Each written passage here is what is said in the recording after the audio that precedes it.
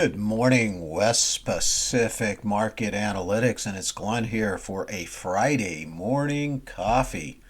Just wanted to give you a quick update here as you're working on your trading day, preparing the weekend West Pacific Week report that will be out on your desk for the morning. And we've got a lot to look at in the weekend report. Do not be fooled by what you're hearing out there. Just trust what you see in the models. Remember, the whole idea of growth with clarity is to put out all opinions. Understand that the model does not care of trying to give rhyme or reason of why it has to do something. And I'll show you what I'm talking about here shortly as we look at a few of these models. We'll keep that short. I don't have a lot to say. I just want you to know, get ready. We are still going lower. A lot of people are trying to label this move. I don't like to label things, because with my prioritary system that I've developed outside of the box, outside of all thinking, this is completely different than what anyone else uses out there to look at trend and momentum and velocity analytics of anything in the market.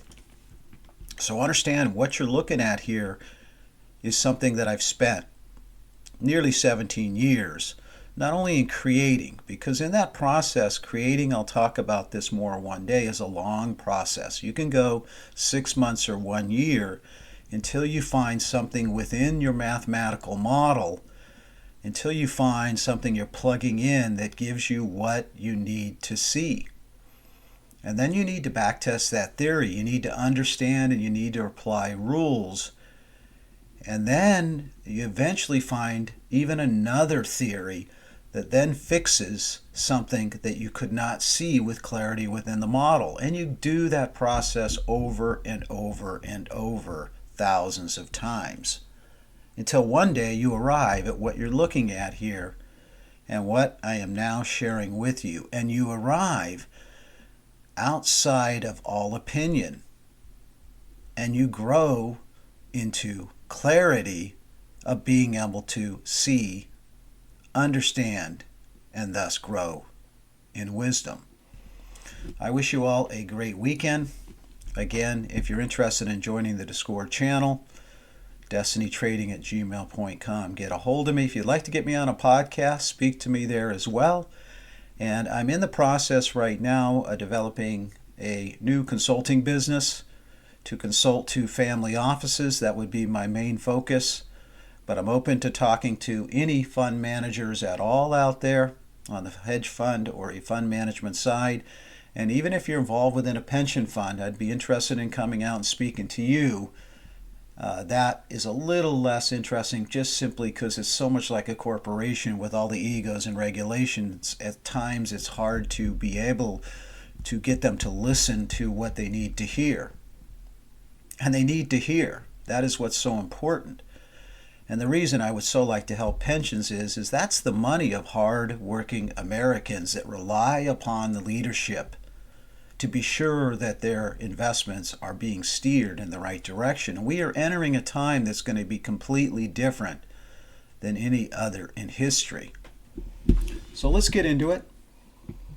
Again, the disclaimer, please read it for educational entertainment purposes only. Hit the like, hit the subscribe. Let's get this channel bigger, because really my total focus is to help others achieve success ahead, to improve your life and to get you to improve others' lives.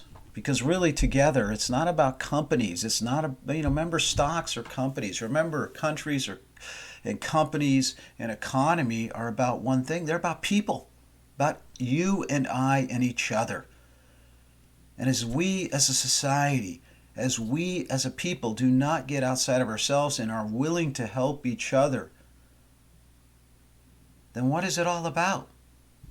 And that is the big problem within the world today. So let's get into it here. Well, I've got commodity there. We'll go back to that. I want to show you a few things around this gold trade. But let's go in here and I'll show you what I'm talking about and why this market has got to go lower. So I shared this right here this morning over here on the chat board. And actually, we had a great discussion over here this morning with some of the members here where we were talking about right in here. Members were coming in and we're laying out the game plan. And it's interesting because the members agree with what I'm seeing in my modeling. So we've got an agreement within the membership base. I've got some very, very professional people, and I thank them, involved with the Discord platform. People that have been in the business a long time with major trading houses and with major ETFs, including Fidelity and Merrill Lynch back in the day. So let's go into these three models here. Now I call these the three keys, and I'm not going to say exactly what these three internal keys are, but in my research, I found that there's three key components. There's actually six because three of them involve more on the S&P side, and we're going to look at the S&P side of it, and the compact side are the three others, measuring the same metrics of the internal structure of the market. But today I just want to share here this morning quickly because I need to get this out. Let's not make this too long. I just want to in and out. We're already 6 minutes, but that's okay. We'll run 10. And we can see here, here's our V channel, right? Here's our bear cross. Now understand what I found in this particular model is that price has to rise. So in other words, this is cheap down here. And why is this cheap? Well, because the momentum curve, this is called the DOC, or the directional circulation. And the DOC is kind of a snail. It takes a long time to move. You can see we're going all the way back here to 2012. So you notice over time that the momentum was topping out right here. So the momentum in the DOC curve topped. And you notice how as it topped, this all started to top out. So the top of the momentum curve was right about 2019, okay? So you notice as we came up, it all came up into the V channel here, right? And here is our gate controller. At some point, we're going to break below this dark blue line that I call the gate controller, but right now we haven't done that. So in other words, we're cheap as long as the DOC curve is above, and we're at some point going to have to price up here into the V channel. So you can see here, red had to come up here and price in the V channel. It did. And now it's popped out. So, you know, the Fed panicked, printed, and we popped out. So this red now is going to have to go back down here into the V channel. That's not my opinion. That is the rule based of the code. It will go here. It cannot go higher. So it cannot go higher in that model. It cannot go higher in this model. Same thing. You can see it had to work up here into the V channel. Momentum topped out. Takes time. Sometimes you have a tendency not to have enough patience. And when we look at it, big picture long-term models, it really reminds me of the walk of a gentleman that walked on this earth thousands of years ago. And they so talked about it's not about our time, it's about his time. And at times we have, in this fast-paced world we live in, we tend to truly compress time. And that's a mistake. So something I've also learned in my 17-year walk is to get outside of compressing time. And we continually had made that mistake as we drove this whole project forward. And I thank all the members that have been with me for quite a few years into all the mistakes and all the failures by sticking by me as we worked out the rules of the system. And we began to understand it and grow in wisdom. So you can see this same thing. This is going to have to price back down here into the V channel. We're not going higher. This is going to get really risky ahead. And we'll be looking at that more. The healthiest looking model is this one. You notice how it perfectly priced here in the V channel. And this again is a metric, internal metric of the market that we're using as a measurement tool. Because what we're doing is we're taking these algorithmic mathematical models and mixing them in with hybrid ideas that individuals used to use before we had computers. And, they would use graph paper and draw this stuff actually on graph paper. We even go back to the days of Gann, and he was absolutely one of the most brilliant technical men of the day, and still is. And most of Gann theories are still very applicable today because if you look at Gann mathematic, it all ties into this idea of the code of the universe and the code of life. And that's why it works. And it's always about that. I mean, when we talk about the code is how everything works in nature. As Tesla said, he once said, if you want to discover everything rests in nature. Study nature and you'll be able to crack the code of life. And it's even Einstein who said, if you want to predict the future, look to the past. So we can see that if we go and test theory by seeing what something happened in the past, we can understand what it has to do in the future as we work on theory. So we can see again here, this is going to have to price into the V. We have to at least get below Doc. But once the momentum, so again, the Doc curve is the directional, and again, this pink line, which is the component, here's the bear cross right here. And this is the momentum of circulation. So the Doc is the directional. You can see this is giving you an idea that momentum is just topping out on this particular indicator. So this is a really big top. We're finally topping out. The directional momentum is now declining going forward. And then, of course, the momentum of the circulation is collapsing. So the actual momentum here is draining. So we're going to price down into here, which, here's the 4,100 low. We're coming down in here. Then at some point, we're going to come down here and 2026 here, 2025, 26, test this dark line here, and then we're going to see what the trend wants to do. This right now has always been open. This is what I call an open trend. So we can see those three models, we have to go lower. Now we can see here, if we come down here, I want to show you, let's go down here. I don't know if we're going to have time for those. I've been talking to my members here. We put these here on what I call blend stream. Here's the S&P 500. And you can see the same idea, right? You notice here, it's interesting because you notice here the low in 2020. We had to go back up to here. Now, I wish I had understood all this back here. I was testing on this theory and I was making mistakes and I had understood a lot, but I did not fully understand theory because this particular model I didn't discover till last year. I had a lot of great models that were working very, very well, but it still just needed a little bit more to be fully in clarity, which we are now at. Now we have a modeling system that is like nothing that exists in the market. That's how much confidence I have in this. It's that accurate. And we see then that at the 2020 low, we had to come back here because we have to price in this channel. And you notice that the momentum or the directional circulation was still rising. Well, we now have a top out in the S&P 500, you notice? So even when we had this low back here, you notice how we came out of the V channel, but the V channel, the momentum had not yet topped. So as the momentum's topping, we come down and then we had to work sideways because we have to price in the V channel. And then, of course, here the trend came down and then a trend. You notice how the trend also tells you an idea of directional, right? It follows it. Even if it's below, it doesn't matter. So you notice that then we could price back up here to the Doc curve. So even at this 4,100 low, there's other reasons we had this blowout because it's not just based on the S&P. Remember, the S&P is maybe 10 stocks. It's so weighted to like 10 big names, Microsoft, Apple, Google, et cetera, right? That it popped out because remember the S&P price, we're pricing 500 stocks here. This breakout is pricing the top 10 or top 15 that are actually the true weighting of the S&P. But notice here, notice how we stopped right on the gate. We stopped right on the gate because the signal had not closed yet. So what happens is until the signal closes, only then can we drop below this dark blue line that I call the gate. Now the gate is a sort of directional, it is a directional and the trend that controls if price can drop. And it 100% cannot drop below the gate until we get a closed signal below. So a lot of people are saying, well, this was a wave B. Well, everybody always has to come up with a reason of why something happened. No, it's not a wave B. It couldn't break below the gate because the trend gate had not closed yet. But, oh yeah, it's a wave B. Well, Elliott wave is absolutely useless.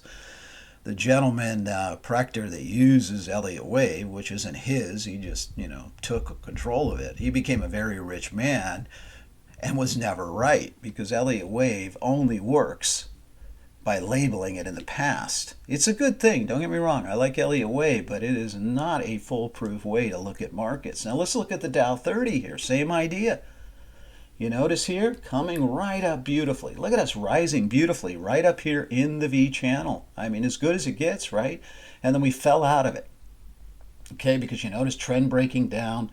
The gate closed, so we dropped below the gate. Gate opened up, we rose above the gate. Gate closed, we dropped below the gate, rose back up above the gate, and you notice it didn't close, and then we had to stay above the gate. We got a little bit of a drop, but notice we couldn't hold that drop because we had to go back up and stay above the gate. You know, signal open here, we have to stay above the gate. Now there's a way we can use this too to spot opportunities, and I'll show you one or two briefly, and then we're going to stop here.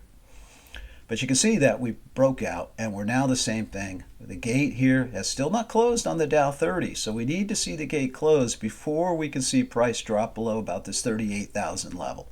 And then it has to come down here, and it will price into the V channel. So what this model is telling you is short this market in both the Dow and in the S&P is a no-brainer situation. You can't lose money here. It's 100% guaranteed you're going to make money shorting this market. And let me just go back up here. Let's see where I had this. Let me just show you. I was talking to my members about this. I'm not going to get into what these are, and maybe I will, but notice how this works. So you can see in this particular model, you know, these are all the ETFs that you could trade. You notice down here it's cheap because we've got MACH above, and we're getting it ready to bull cross here. And so it had to eventually rise back up here. We're deep to the gate. Whenever we're deep to the gate, price is cheap. And then you notice on all these moves down, we have the V channel right up here. So you notice the entire time how this is pricing here in the V channel. So every time price dropped down to the dot curve, it held. Dropped down to the curve, it held. And right now it's a bit too overpriced. It can price here, and it continue to rise now up here, but when you get too far away from the dot curve, there's more risk, and it's not as great of a trade. And let me even show you here. Let's look at this. This right here actually is GME. You notice GME when it got to 995? Well, look where DOC was. It was coming down here, but it got really, really deep to the dot curve. And then look where price stopped, right on the dot curve at $64. So it went from 10 to 64, stopped at the gate. And then you notice right now how the gate is still open above here, right? So notice how we're just chopping around here, right here above the gate. Now, this is going to eventually drop down over time. It's going to take a bit of time as the dot curve continues to move down. But there's really not too much of a trade. I mean, you could see this move back up and test back up to 34 maybe. But you know, you've got a deep, deep channel below. So there's really no trade there right now in GME. And if you look, let's look at this here. This is Hertz. Remember Hertz? Everybody's talking about Hertz. So Bill Ackman was if I'd seen this and I ran it into the model, and I'm going to start doing this more, you can see that if you're buying it down here, you're pretty deep to the dot curve. Now, of course, it's going to work down over time. So you want to let it continue to move down until it gets deep to the curve. And then you notice once this started to rise, this got interesting. So we had our first pop, and then when it came back down, now notice this whole area here, this was a great place to be accumulating because you're now buying it below the V channel, and sure enough, it popped. Now, if you're in Hertz, there is still room to get up here to about $11, maybe $12, but I would not play this much beyond. Now, the gate could open up, it could rise up, so it could even go higher. We'll have to see, but you know, don't overplay that. I'm running some more models and sharing this Hertz trade with my members over on the channel. Let's just go over here. I mean, this is getting a bit long. I just want to show you here on gold, right? I don't like gold in the miners right now. So here's the same idea. You see how we've got this bear cross here? And notice how the gold miners were coming up here, came down, coming back up here, came down, coming back up here. Well, gold miners and gold are now up here. Here's our dot curve, and we've seen this collapse in the V channel. So the V channel's down here now, and here is the gate all the way down here. This is really overpriced. So I've got some people who think, well, the dollar is going to collapse, and it is going to collapse. The dollar's headed to 70, and so they think gold's a good place to hide out. But I don't like it because you can see the V channel's down here, and you go short when we're above the V channel. And then if you look at the really big picture, this is pricing gold just to get back into the V channel. So this is just for price to enter into the V channel. You notice how throughout time, you notice here, here's the gold miners here in red. You notice how the miners came down, bear cross here, came down, got too cheap, rallied back up here out of 2016 into the V channel, stayed in the V channel. And then we had this breakout in 2024. So right now for gold, just to get back to pricing in the V channel, you'd have to get to 2,000. So there's no way you want to own gold up here. It's done. It's finished. It's over.